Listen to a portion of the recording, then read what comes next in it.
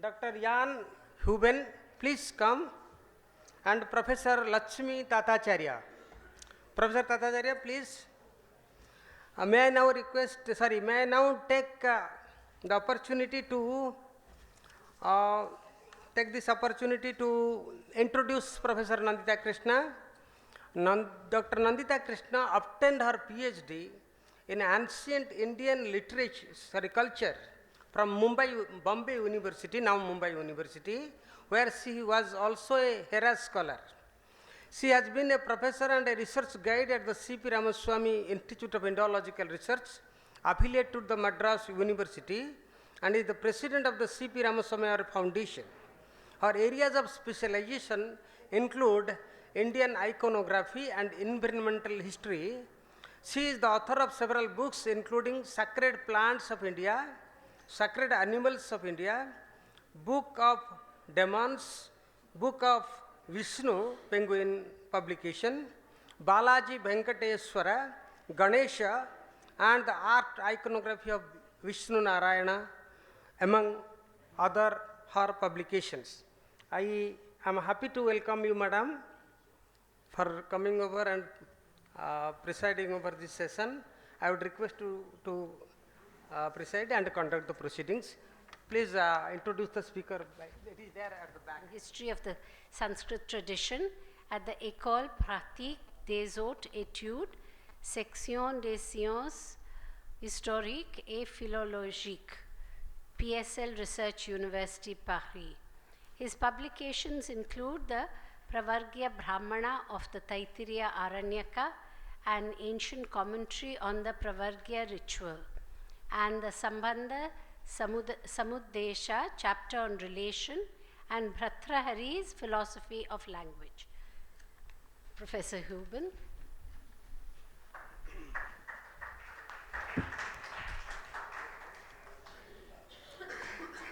So I would also like to thank the organizers for inviting me to this conference, to the millenary anniversary of Sri Ramanuja. And in fact, I thank especially Professor Godabarish Mishra for having convinced me to come, although I'm not a scholar of Ramanuja, but tangentially I have been interested in Vedanta and including Ramanuja's Sri Bhashya since some time. So in that sense, I thought, let me accept, and in the hope that I will learn much more than what I can show you or teach you. But some points I would like to raise and to present. So although I have not been working directly on Ramanuja, there is some scholars whom I admire very much who have been working on Ramanuja, the Van Buitenen, J.A.B. Van Buitenen, the Dutch scholar. So I am a professor in Paris, but originally my education was in Utrecht mainly, the seat of Professor Gonda, Jan Gonda, and Van Buitenen was also a student of Gonda. So the Sankhya in Shankaras and Ramanuja's Vedanta. I very quickly, yes, I will see how this works.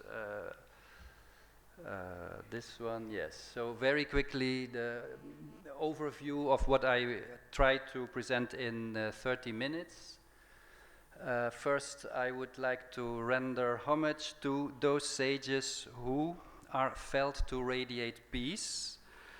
Before coming to the main topic, Sankhya and its importance in Indian philosophy, then the text of the Brahma Sutra, Badarayana's Brahma Sutra, in which Shruti and Smriti are very important concepts, but Sankhya is not that visible, but it's also there.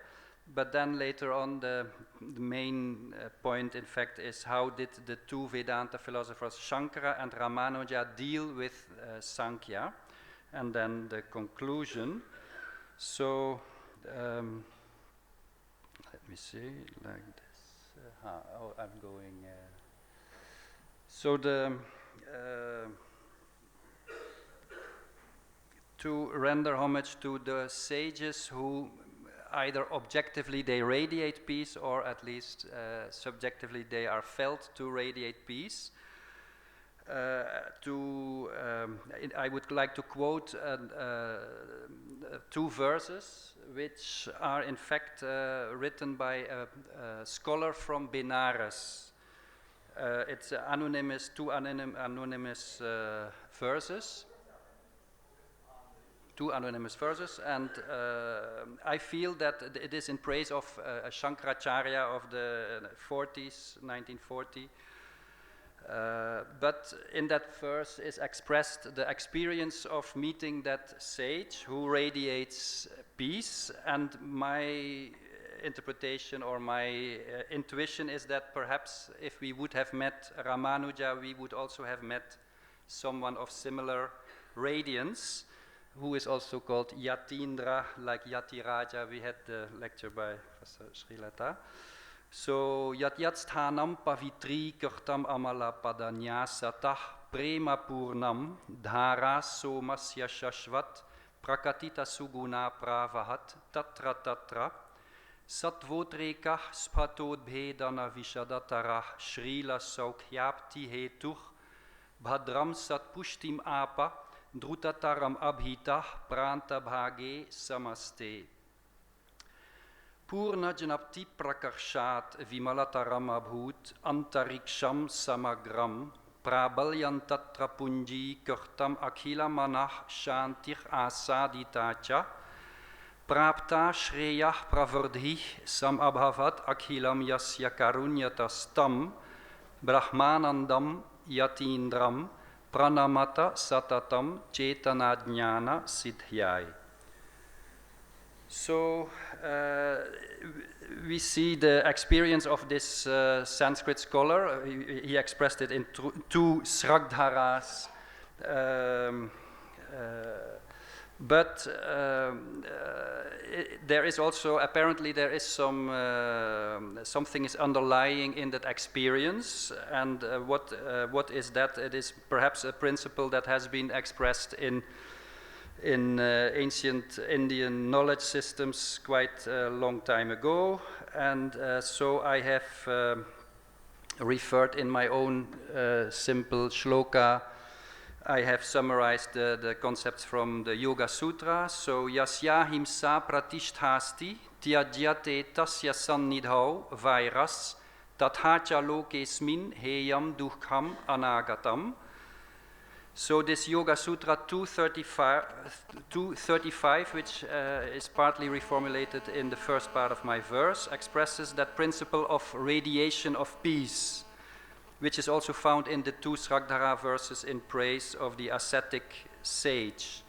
Was such radiation of peace also experienced near Shankara and Ramanuja? I have been reading biographical works on Ramanuja now recently especially, and in one story there is perhaps the psychological part of this principle is perhaps reflected in the story of Kuresha and his wife Andalamma on their way through the jungle to Sri Rangam, and on the part of Andalamma there is some fear as long as she keeps a golden cup, and the moment she throws that away there is no fear and they safely cross the jungle. So, so before coming to my main topic, I have a side question. So this is philosophy, and these people were philosophers who lived their philosophy. Is such thing possible in modern time as well? Is this principle still working if for normal people as well? And I have some material is found on this website which I have set up recently, www.meanpeace.org, where you can have a look and also leave your comments or maybe your proposals or additions. So now coming to the next point. So we have in fact, so that same principle, we usually see that as it is well formulated in Yoga Sutra, but we all know that Yoga Sutra and Sankhya, they are two twin systems of philosophy. And in fact, we find also in the Sannyasa Vidhi of attributed in the name, it is called Kapila's Sannyasa Vidhi. We find the formula Abhayam Sarvabhutebhyo Mattas Swaha and several other formulas which seem to impress that the sannyasin, by giving up violence from his side, he becomes fearless also for dangers from outside. So usually Sankhya is studied for its cosmogonic doctrines, but in fact, if we study it in more detail, we see that there is also important ethical part in ancient Sankhya. So we come to the main topic, Sankhya and its importance in Indian philosophy. So there is the Gerald James Larson. When he was working on his volume on Sankhya, he met the great Gopinath Kaviraj and told him that what he was doing, and then Gopinath Kaviraj said, Sankhya is not one of the systems of Indian philosophy, Sankhya is the philosophy of India. So Sankhya had a remarkable influence on almost every phase of Indian culture and learning. Philosophy, mythology, theology, law, medicine, art, and the various traditions of yoga and tantra have all been touched by the categories and basic notions of Sankhya. Even if there has been, over the centuries, intense polemics against the Sankhya positions, and even if the dualist metaphysics of Sankhya has often been rejected, there is an ubiquitous presence of the Sankhya network of notions, functioning almost as a kind of cultural code to which intellectuals in every phase of cultural life in India have felt a need to respond. So this also seems to apply to Shankara and Ramanuja, but how exactly? That is something that remains to be explored. So I have been reading this but not showing it to you. So Sankhya is one of the system, not one of the system of Indian philosophy. Sankhya is the philosophy of India. So this Sankhya, it was initial in my research I have found and tried to argue that it was initially a critical rational movement which scholars like Frauwallner have tried to pinpoint the dogmatic side of that early Sankhya, but couldn't succeed. But only later it became really a dogmatic system. And the main points have been summarized in the Ishvara Krishna's Sankhya Karika, but that is all accepted that it is a relatively late text.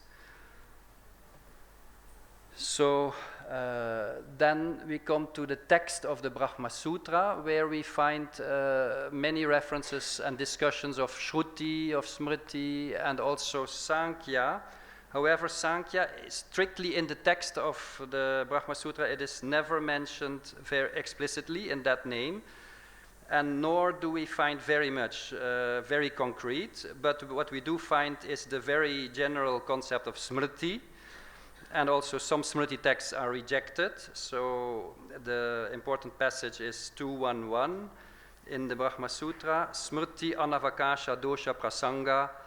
And next there is 213, Etena Yoga Pratyuktaha. So the yoga is explicitly mentioned, and by implication and also contextually we can infer that the previous discussion was on Sankhya, and also the following discussion is on Sankhya. And we find the several topics which also interest Sankhya have been discussed in the Brahma Sutras. We also find the separate and competitive derivation of cosmogonic elements and processes from Shruti. So the Brahma Sutra is directly concerned with deriving that from the Shruti, from passages in Brahmanas, in Aranyakas, in Upanishads. and partly these are the same passages that had been used to derive Sankhya theories. For instance, in this Brahma Sutra 2.3.1-7, the Viyat Adhikaranam, that is the Adhikarana devoted to the Akasha and also other elements, air, how air is evolved from the Brahma. In addition, there are references to Purva Mimamsa throughout this Brahma Sutra text. Usually the Tat Uktam refers back to what has been said in Purva Mimamsa. And there is also quite still frequently references, means there's a few references here and there are still there to Vedic ritual. So to Chamasa, Upasat, Atharvanic, Savas. And there's also reference to plurality, a plurality of shakhas, and to some lost work, ritual work, Samachara. Of central importance to the Brahma Sutra, however, are the texts, as text are the Vidyas, which Radhakrishnan, Dr. Radhakrishnan translated as meditations. So there we don't see Upasana or Dhyana, but the Vidya, which he has probably correctly translated according to context, that is their meditation, not a part of not knowledge. Or so these passages, they are a kind of continuation of the Ya Evam Veda passages in Brahmanas. But from that point of view, Brahma Sutra has not been sufficiently studied. So, but this part has no equivalence in Sankhya, and it can be found related to the Brahmanas.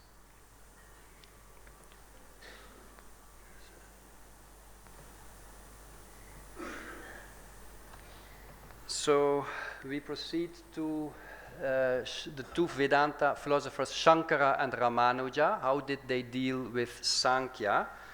Apart from the theoretical unification and integration of individual pure consciousness, Purusha, and primordial materiality, Pradhana, thus that Sankhya network of notions, which I mentioned earlier, remain largely intact in their philosophies. Did their philosophies contribute to cultural and intellectual progress or to stagnation in that sense?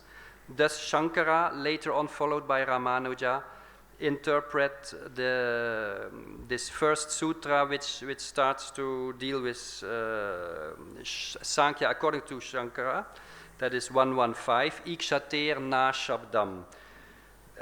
Is that a correct or a natural interpretation of that sutra, with Ashabda in fact as a kind of, as a Bahuvrihi, that for which there is no authority, that namely should then be the Pradhana?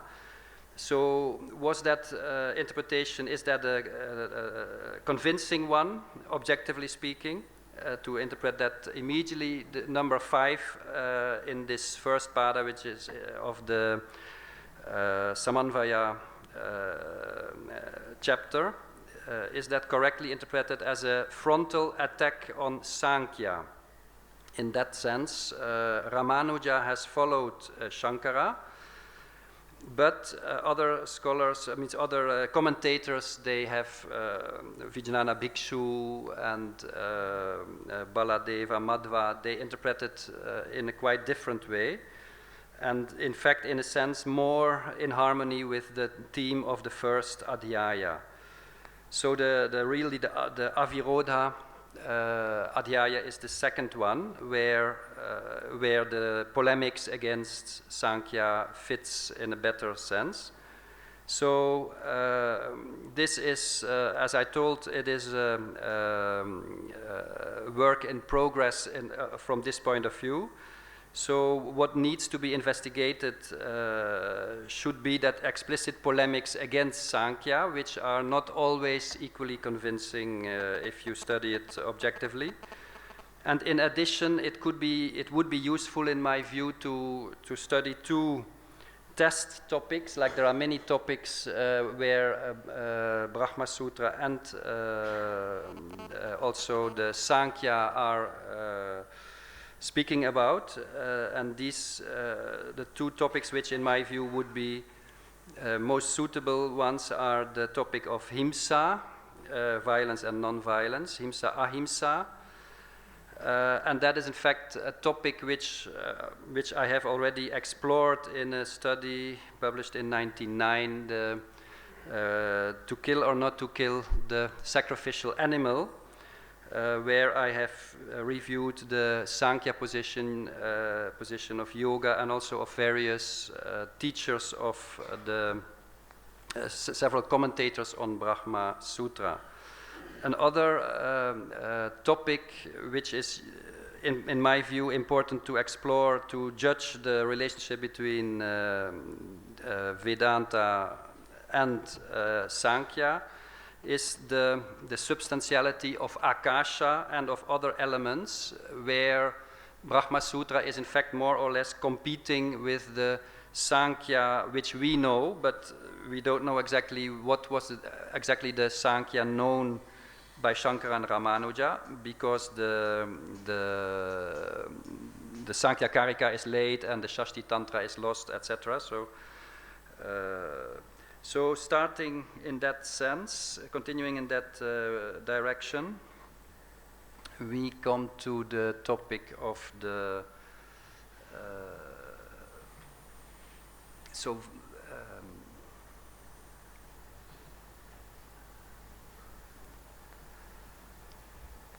So does Shankara, and later on followed by Ramanuja, interpret Brahma Sutra 115, Ikshatir Nashabdam, as an anti-Sankhya sutra, because it was in his time, in Shankara's time, he had apparently maybe to compete with still very lively Sankhya schools, which later on would more or less become much less dominant. So the two commentaries should be investigated to this explicit polemics, and taking into account the distribution of themes over the four adhyayas. This 115 would better not be interpreted perhaps as a frontal attack on Sankhya. The interpretations of Madhva, Baladeva and Vijnana Bhikshu are entirely different from Shankara's and Ramanuja's interpretation. Then we come to Ramanuja's interpretation of Brahma Sutra 212, Itaresham Chanupalabdhe, which is entirely different from Shankara's. According to Shankara, Itaresham refers to other elements postulated by Sankhya, so Mahat, etc. But according to Ramanuja, Itaresham means other thinkers, other philosophers. So in Shankara's interpretation, Karya Smrtir Apramanyat, Karana Smrtir Api Apramanyam, Yuktam Iti Abhipraya. That is his view of the main point of 212, which means a very thorough rejection of Sankhya, both not only on the top level of the problem of Purusha and Prakriti, Prakriti Pradhana, and then, but also the Karya of Prakriti, so all the elements proposed by Sankhya are also rejected by Shankara. But